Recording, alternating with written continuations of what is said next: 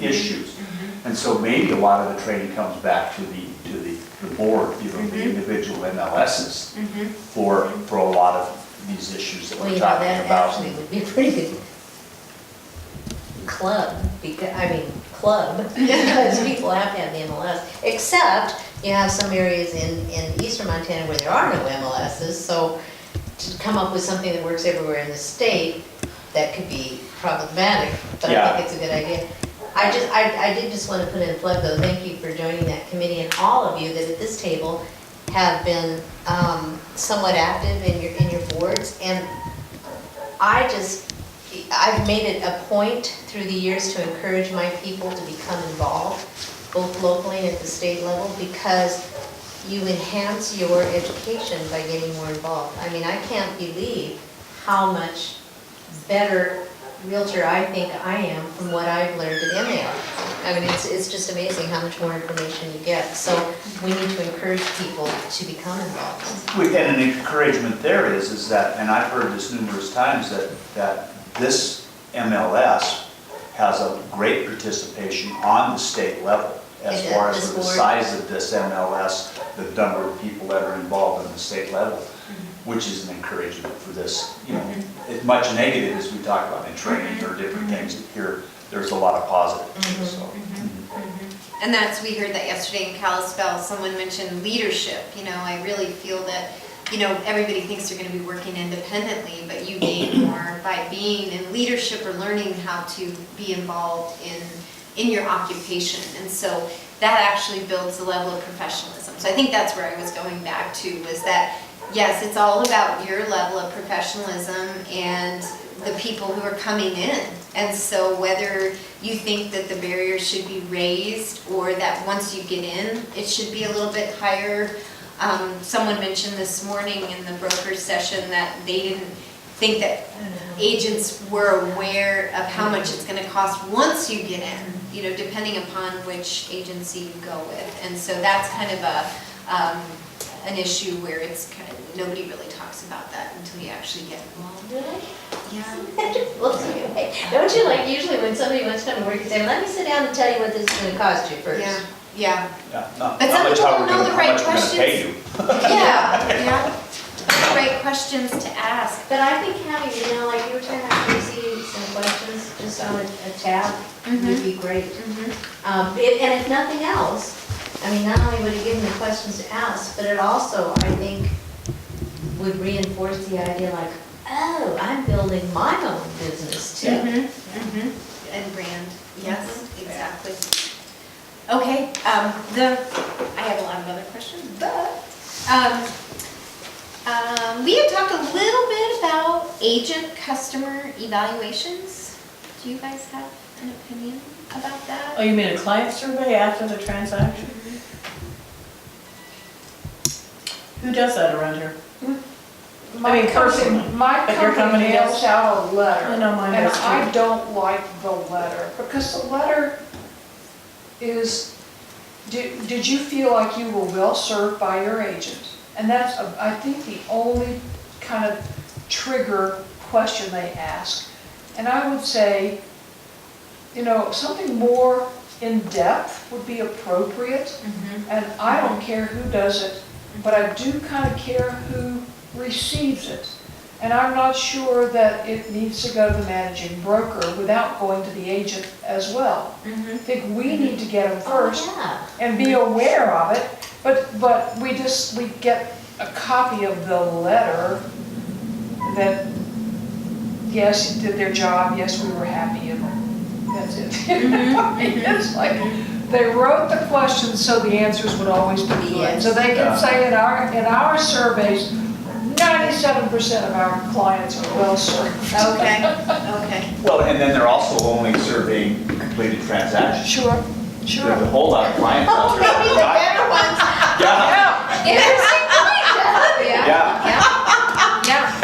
Yeah, how about all the other ones that we don't get paid for?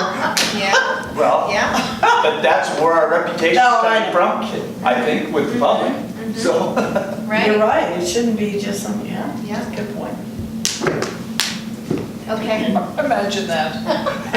Looking for problems? Okay, so how can the MAR better serve you as agents and brokers? Want to answer? Or, I think they've made a lot of progress okay. and participation, and they send out education. We never used to get that. They really helped us a lot in politics, like the tax thing. They spent like $1 million on that. So I think I think it's 1,000 times better. Okay. As a new agent, if the MAR would spend more time contacting you as a new agent and explaining what they do and calling themselves Montana Association of Realtors instead of another an acronym or whatever you call a three-letter designator, because I got confused. I still get confused. By all of those things. You've got more and There more. are so many of those out there that instead of calling it the MAR, speak what it is, Montana Association of Realtors, and do that frequently. And I think that would help. That would help me. Okay. I know they get together once a year, different locations. And again, this is a manpower thing maybe, but I think it would be helpful to have it maybe, at the regional level once or twice. I mean, depending, a gathering of people, like us, Missoula, or wherever you can drive to, and have more of an exchange and interaction. So that nobody has to drive more than 100 miles. Yeah, because Okay. you go up in Okay. Whitefish and spend 4 nights up there, that's great, but most of us, that's not a good allocation, or we don't perceive it as that, or there's other things. So if you could have something that people could go for the day, you might have some really good participation. So, They do that. can I ask a question? Yeah. Because I know some of the other state presidents, they take their leadership team and travel to every board for a day once or twice a year, just to let people know and have an open meeting, to say this is what's going on, these are the issues that we're doing, this is what we're doing for you, what do you see out there that we need to be aware of? Would that be something that people would come to? Because I think that's a great idea. Well, it'd be timing. I would sit in front of a TV screen and watch it at any point in time, an interactive video conference Okay. with the MAR, We're doing a lot of Skyping. When I was Right. state director, it seemed like we would Skype and bring people in and talk, and I thought that worked really well. None of us had to travel that late. It's a We lot have, of a lot places. of our meetings are, but to get people to know that the meetings are going on is what I'm thinking is to attract people so that they want to be involved. Yeah, yeah. And they need to know what you're doing, so. I have watched the local board offices meetings and I found them just tiresome. So I don't know, maybe I'm talking out of turn, but it just seems like the state's got to have better organization than the local meetings do, or it's just like a big waste of your time, so. Yeah, no, they're pretty focused, I Okay, think. yeah. And if it was a presentation, they're telling you, and then they get 8 minutes on a topic and 2 minutes for questions, 8 minutes on a topic and 2 for questions. I think there has to be perceived value. When we had that meeting about the MLS at Bitterroot Inn, Yes. I've never seen so many agents in my life in the Bitterroot. I know. Because it impacted their bottom line. And I think that was a good thing.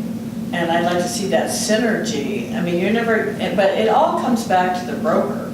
I mean, not individual, it's really ultimately you, but if you have a climate where the broker says, hey, you want to get paid next time, Tracy? Did you see the MRI thing? Did you, here's a. So in the checklist, did you pick up your signs? Yeah. It's Yeah, also- whatever, yeah. Did you do, God forbid, do Yeah. training? I mean, I don't even think most brokers know if you did training unless they get a note saying, oh, she's not gonna get her license renewed in about 10 days, and then they call you and tell you, get in there. So maybe, yeah, it's personal responsibility, but the broker sets the climate. So have a session at the board office with the ability to Skype, or individuals Skype in? Like what did you, if you had a presentation by? I'd say it was in your own office, it'd be more accessible. Okay, in your own brokerage, And okay, we don't have hardly anybody come to the board office. okay. So if you have, for meetings anymore? Does anybody come? Does anybody come to the meetings? Oh, it's kind of the same thing. If you have a hot issue, you get. Yeah, it depends, it Historically, comes and that's always goes, true. yeah. But I know in the other states, they do it as a means of interacting with people, but also, everybody's like, okay, we're paying our dues, we're doing this, what are you doing for me? So it gives an opportunity to let people know what all you are doing. yeah, I think that's important. because So we all see, get tired of I'm reading. putting these things on my list for John. Yeah, yeah. So if it was Taylor or whoever, you know, just to You know, give an update. Most of the time, it's Taylor and the leadership team because it's member to member. Yeah, yeah. So just to kind of give an update, because we all want to know what value we're getting for what we're. And if you don't have enough value to give people, then you Mhm. need to do some reading. Right. Okay. So the whole idea of mentoring, that depends on the brokerage system. Mhm. I don't know how many people do it. I know when I was a new agent, I was involved in mentoring, and then I became a mentor. But the only problematic thing is, you know, and I don't remember, it was like 25% or something at that time, it's all about expectations, right? Mhm. And so I'm only gonna mentor somebody who's serious about what they're doing, you know, because then it's just like, hello? And everything's about expectations, and so you have to set them. People have to make choices, right? Just like the training and whatnot, right? It's amazing how often mates will say, can you help me with this? And then you think, I just asked you the other day if you want me to show you how to do that very thing. Or, you know, it's like, and this is speaking from a broker standpoint, Uh-huh. is that you really don't mind teaching people, but you don't want to be people's personal Google. Mhm. Like, you just asked me, we went through this last week, you Right. know? Right. Right, yeah, there's, Yeah. I mean, there's Give and I take. think err on the side of training is really what I think. So the last topic, and thank you for bringing that up, mentorship. Should mentorship be an informal, if it's not happening within your firm, should it be just an informal, organic type thing? Or should it be something that's mandated or set up within the regions? I mean, is it something, do you guys just see it happening naturally with people who want to reach out? I think it would be much more effective if each, you know, or if any new agents, we haven't had a new agent in I don't know how long, but if any new agent that came into a company had one person that was kind of critically matched up for personality type and age group and maybe different age groups, Mhm. technology down here and the old head up here. There could be some really good management interventions in the mentoring sessions. However, even those of us who've been in business for 30 years sometimes need a mentor. So it's up to us to build those personal relationships where somebody else, we know that we can ask them. And Well, you gotta give to get, right? that's exactly right. So, you know, you gotta, I mean, But it's great, and I have some agents I sometimes can you're call. giving over here and you're trying to get over here, and that's maybe where the frustration comes on the part of all of us. So informal, formal. I don't know how you.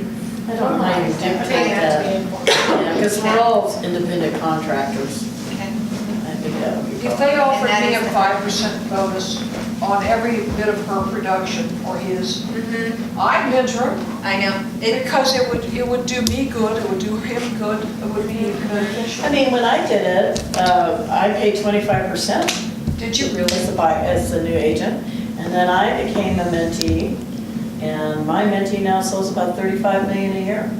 Wow. And I learned a lot from her too.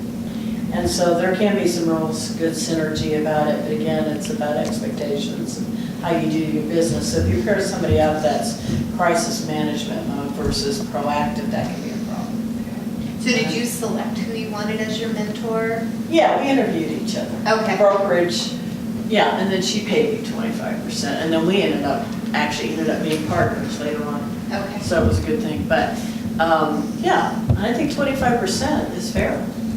On I this- bet it depends on how available you are, right? Because if you're just there closing saying, Tracy, give me 25%, Tracy's then gonna be upset. I'm gonna be Yeah. pissed. Yeah, I would probably be, just like when you go to a transaction, you know you did the other job too, right? That's always a fun transaction. well, and if it was mandatory mentoring, I'm wondering if there wouldn't be managing brokers that would further abdicate their responsibilities. Oh, that's Yeah. true. Yeah, and Well, not do their I job. know, yeah, that wasn't the case. We always knew we had to go to the broker if we couldn't figure something out. I mean, that's just common sense. And he's just saying broker won't train, because they're like, there's a mentoring program there. Oh, well. Get it from their mentor. It's really hard, because no matter what you do, you're gonna have good brokers, bad brokers, good salespeople, bad, Right. I'm just curious, since you were here for the broker, I mean, do you mind sharing what a lot of the perspectives of the broker was? I mean, not specific people, but what was the general tone of the meeting this morning? They would like to increase professionalism, but they don't want more restrictions.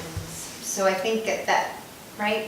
What do you think, Jenny? It's kind of like there's a lot of things they would like to see done, but they don't want it to come from the BRR. They would like to be able to do it, not to say we mandate only 10 agents per supervising broker, no. We want to be able to choose how many, or how far, we really haven't addressed that issue either, but how far you can live from your supervising broker. Does anybody have an opinion on that? Live or work. I mean, if they work in the same office, that's fine. Yeah, but if you are. But ours lives 35 miles away. No, I don't think that's a problem. I mean, my broker's in Stevie Lake, and Okay, I don't have a problem getting a hold of him. okay. I mean, physically, I don't. With technology. Yeah, it's, I mean, that's a bad That's what we excuse. do, is Yeah. we don't really have face-to-face hardly ever anymore. Okay, Even offers, like, everything's email. Right. okay, all right. I do though, think it's difficult when you have firms that have, 100 agents or 200 agents. If the job of that supervising broker is to actively supervise those transactions, I don't see any way that you can do that. No, I know. And I know most brokers are like, don't even go there, but Yeah. I do think that's a problem. Yeah. I know, again, it's a scale thing, right? But I'm an investor in a Keller Williams office in Virginia, and we have designated brokers. That's all they do.